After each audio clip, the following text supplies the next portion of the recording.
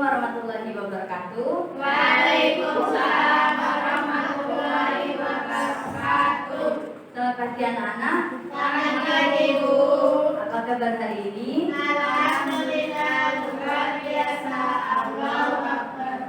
Baiklah, sebelum mulai pembelajaran, alangkah baiknya kita berdoa terlebih dahulu. Silakan untuk ketua kelasnya dipimpin doa. Baik Bu, doa dimulai. Selesai. Terima kasih untuk ketua kelasnya. Baiklah, ada yang tidak masuk hari ini? Masuk semua Bu. Alhamdulillah masuk semua. Nah, baiklah, hari ini kita akan membahas mengenai teks eksplanasi.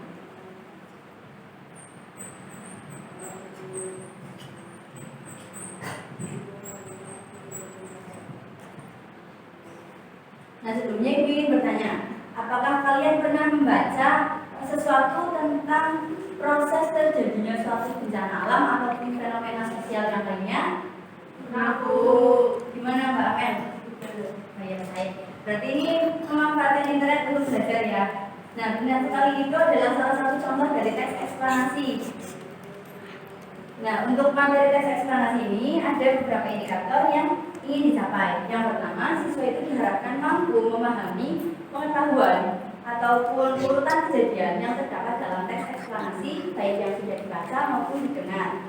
Nah, untuk indikator yang kedua itu, siswa diharapkan mampu menemukan makna yang tersirat dari teks eksplanasi yang dibaca atau didengar. Nah, selanjutnya kita akan membahas lebih lanjut tentang teks eksplanasi. Yang pertama ada pengertian teks eksplanasi. Teks eksplanasi adalah teks yang memuat urutan mengapa dan bagaimana dari suatu proses kejadian atau terjadinya suatu fenomena, baik fenomena alam maupun fenomena sosial. Nah, selain itu, untuk teks eksplanasi juga bisa menceritakan atau membahas hal-hal yang berkaitan dengan budaya dan juga lain sebagainya. Nah, sebelum melanjutkan materi, kira-kira dari pengertian yang sudah Ibu jelaskan tadi, sudah bisa menangkap ciri-ciri teks eksplanasi atau belum? Sudah Bu. Nah, baiklah, silakan nanti maju ya satu-satu. Mengambil di sini sudah ada kartu-kartu yang berisikan tentang ciri-ciri teks eksplanasi. Akan tetapi di sini juga ada ciri-ciri dari teks lain untuk mengecoh. Nah, silakan nanti kalian bisa menambahkan kartu ini. Misalnya yang menurut kalian ini adalah ciri-ciri teks eksplanasi, maka boleh ditambahkan di sebelah kanan sini yang bagian ciri-ciri. Kemudian untuk yang menurut kalian bukan merupakan ciri-ciri teks eksplanasi, silakan ditambahkan pada kertas yang bertuliskan bukan. Nah, silakan maju satu-satu dari Mbak Tria terlebih dahulu.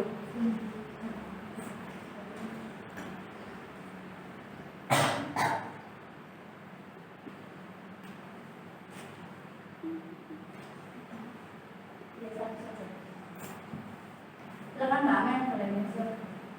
Mbak Meti. Yang lainnya silakan mengikuti Mbak ya. Kemudian Mbak bisa.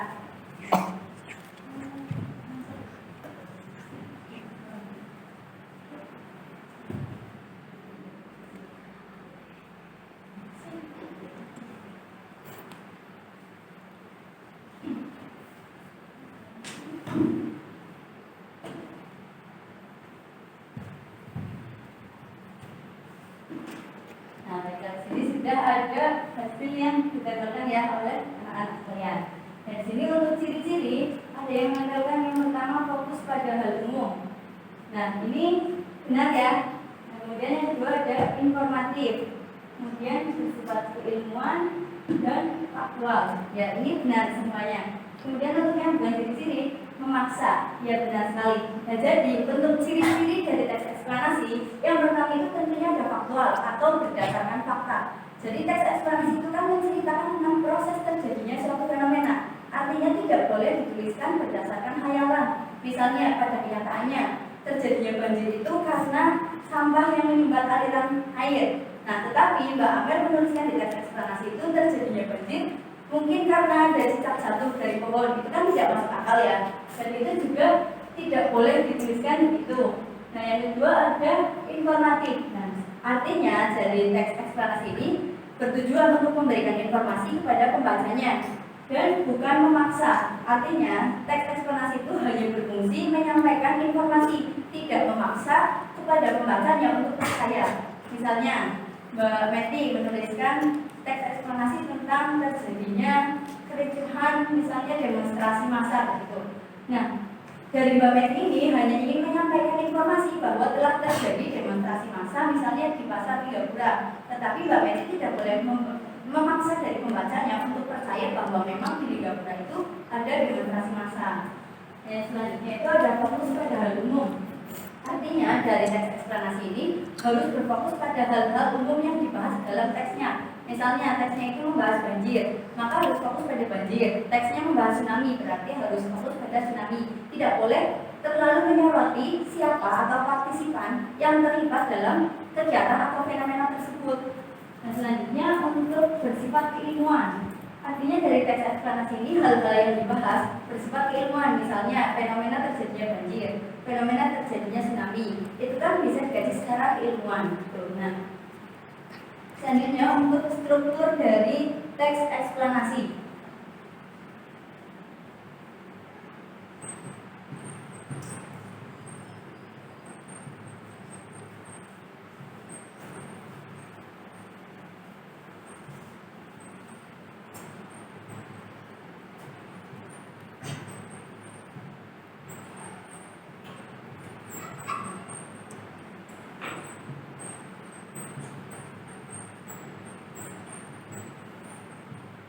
Nah, struktur dari teks eksplanasi ini dibagi menjadi 3 bagian.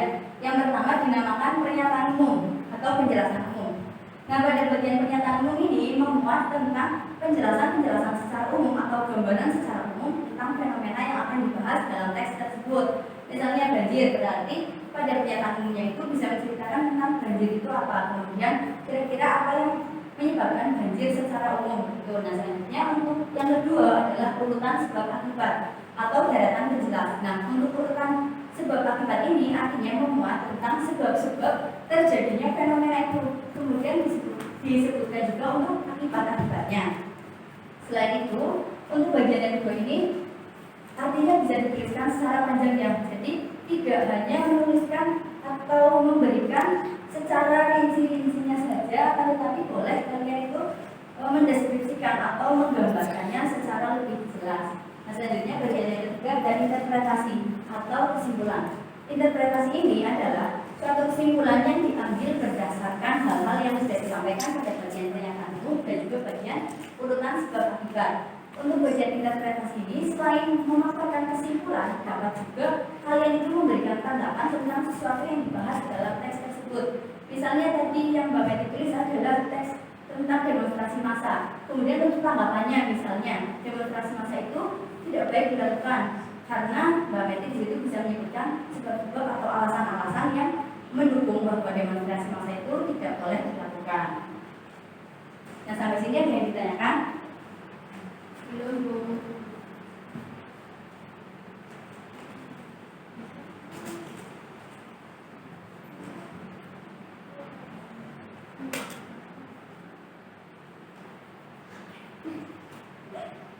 Baik, tidak ada yang ditanyakan ya. Nah, selanjutnya kalau memang tidak ada yang ingin ditanyakan, Ibu akan membagi dalam 2 kelompok ya. Untuk kelompok pertama itu berarti beranggotakan Mbak Adia, Mbak Amel, dan Mbak Meti. Nah, untuk kelompok kedua berarti hanya 2 orang ya, Mbak Lisa dan Mbak Dia. Tidak apa-apa ya 2 orang ya. Nah, baik. Nah, ini adalah contoh dari teks eksplanasi. Nah, dari 2 teks eksplanasi ini isinya berbeda. Jadi tidak bisa antara kelompok 1 dan kelompok 2 itu saling mencontek atau melihat, itu tidak bisa karena teksnya berbeda. Tolong dioperkan. Nah, baiklah, silakan kalian diskusikan dan dianalisis urutan sebab akibat atau informasi yang terdapat dalam teks tersebut. Kemudian untuk makna tersirat yang kalian temukan dalam teks tersebut.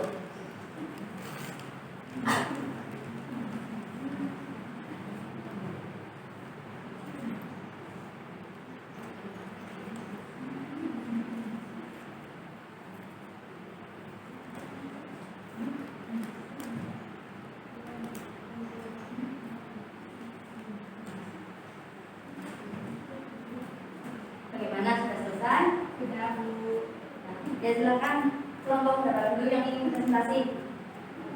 Ya, silakan kelompok 2 Mbak bisa. Silakan masuk depan siapa. Perkenalkan dulu anggota. Baik, assalamualaikum warahmatullahi wabarakatuh. Waalaikumsalam warahmatullahi wabarakatuh. Saya dari kelompok 2 bersama Mbak Diah Monika akan menyampaikan hasil diskusi dari kelompok 2. Yang pertama tadi judul dari teks eksplanasi yang diberikan yaitu banjir. Informasi yang diperoleh dalam teks tersebut itu menceritakan tentang bencana alam banjir dan penyebab terjadinya. Nah, untuk urutan sebab akibatnya, sebabnya banjir itu disebabkan secara alami seperti sedimentasi, curah hujan, kapasitas sungai, dan lain-lain. Kemudian sebab kedua itu faktor sosial berupa perubahan tata guna lahan, pembangunan kota, minim hutan dan pohon, serta tingkah laku manusia yang melakukan penebangan liar dan pembuangan sampah sembarangan. Nah, akibatnya itu adanya seperti atas itu mengakibatkan terjadinya banjir. Kemudian dari teks tersebut terdapat makna yang tersirat berupa masyarakat harus berupaya untuk menjaga lingkungan dengan tidak membuang sampah di sungai dan mencanangkan gerakan penanaman kembali di lahan bekas penebangan liar. Seperti itu, Bu. Dan jangan berikan tepuk tangan kepada Mbak Tita Penasi dari kelompok 2. Ya, untuk hasil diskusi dari kelompok 2 sudah cukup bagus dan penyampaiannya juga sudah bagus sekali ya. Nah, silakan dari kelompok satunya yang ingin ditanyakan kepada kelompok 2. Kalau tidak ada. Dan jadi dari apa yang sudah kita pelajari tadi dapat disimpulkan bahwa teks eksplanasi itu adalah teks yang digunakan untuk menjelaskan suatu fenomena dengan sejelas-jelasnya. Nah, kemudian ciri-ciri dari teks eksplanasi itu ada berapa ya tadi? Ya, ada 4. Silakan Mbak Miki boleh disebutkan apa saja? Fokus pada hak Ya, Mbak Mel, silakan. informatif, bersifat keilmuan dan faktual. Iya, bagus sekali. Nah, kemudian untuk struktur dari teks eksplanasi itu ada berapa Mbak Meti? 1. Strukturnya 3, Bu. ya, apa saja? Ada pernyataan umum, sebab akibat sama interpretasi dulu. Ya, bagus sekali. Nah, jadi seperti yang sudah disebutkan tadi ya, bahwa ciri-ciri teks eksplanasi itu ada 4. Kemudian dari strukturnya teks eksplanasi itu ada 3 struktur atau ada 3 bagian. Nah, selanjutnya untuk tugas di rumah ya silakan boleh dicatat. Untuk tugas di rumahnya itu kalian silakan mencari teks eksplanasi bebas sumbernya, boleh dari koran, dari internet atau dari buku-buku lainnya. Kemudian minimal 2 teks ya, temanya itu bebas. Kemudian silakan dianalisis dari informasi apa yang kalian dapatkan dari teks tersebut. Kemudian makna tersirat apa yang terdapat dalam teks eksplanasi tersebut. Nah, sebelum menutup pembelajaran, Ibu memberikan kesempatan satu kali lagi ya, silakan barangkali ada yang ingin bertanya. Ibu tadi kan dijelaskan fungsi fakta itu fungsinya apa? Untuk fungsi fakta dalam teks eksplanasi. Nah, jadi dari fakta dan dalam teks eksplanasi itu berfungsi untuk memperkuat informasi yang disampaikan. Misalnya, ketika tadi sudah memberikan fakta-fakta dalam teks eksplanasi yang dibuat ya, berarti itu untuk mendukung atau menunjukkan bahwa hal yang dibahas dalam teks eksplanasi itu memang benar-benar ada atau benar-benar terjadi. Bisa dipahami? Ada yang ingin bertanya lagi? Bila kalau tidak ada untuk minggu depan berarti kita akan membahas tugasnya yang satu-satu nanti masih depan. Kemudian kita juga minggu depan akan belajar membuat teks eksplanasi secara utuh dan juga harus memenuhi kaidah atau struktur yang sudah disebutkan tadi. Nah, sekian pembelajaran hari ini, kurang lebihnya Ibu mohon maaf. Dan sebelum Ibu menutup pembelajaran hari ini, ada satu kutipan yang disuka. Nah, kutipan ini begini, barang siapa yang melaksanakan atau melakukan pekerjaan lebih dari apa yang dibayarnya, maka kelak pada suatu hari dia akan menerima bayaran lebih dari apa yang dia kerjakan. Nah, tetap semangat dan juga jaga kesehatan. Sampai bertemu di depan. Terima kasih. Wassalamualaikum warahmatullahi wabarakatuh.